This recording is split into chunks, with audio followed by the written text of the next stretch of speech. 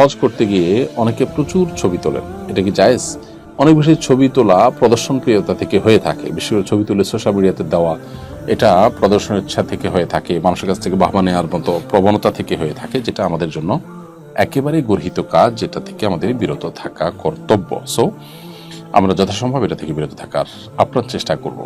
তবে কারণ নিজের কাছে নিজের স্মৃতি হিসাবে ধরে রাখার জন্য তিনি ছবি তুলেছেন, এটা অন্যকে দেখাবেন, প্রচার করবেন, সেরকম মানসিকতা নেই, জাস্ট নিজের কাছে স্মৃতি হিসাবে রাখতে তুলেছেন, সেটা অনেক আমাদের মতো জায়েজ, বিশেষ করে ফটোগ্রাফি ছবি যে সমস্ত ওলামা কেরাম জায়েজ বলেছেন তাদের মতে। তবে অন্যান্য ওলামা কেরাম এটি নিষেধ করেছেন, সব ধরনের ছবি উত্তোলন করাকেই। হাদিসে যে ছবি অঙ্কন করা হারাম রয়েছে, সেটার আলোকে সব ধরনের ছবি উত্তোলন করাকে বা ছবি তোলাকে তারা নাজায়েজ বলেন। একান্ত প্রয়োজন বা একান্ত নিরুপায় হলে সেটা ভিন্ন কথা। এই জন্য সতর্কতামূলক পথ এবং উপায় হলো এ ধরনের ছবি উঠানো থেকে বিরত থাকা, বিশেষ করে হজ করতে গিয়ে।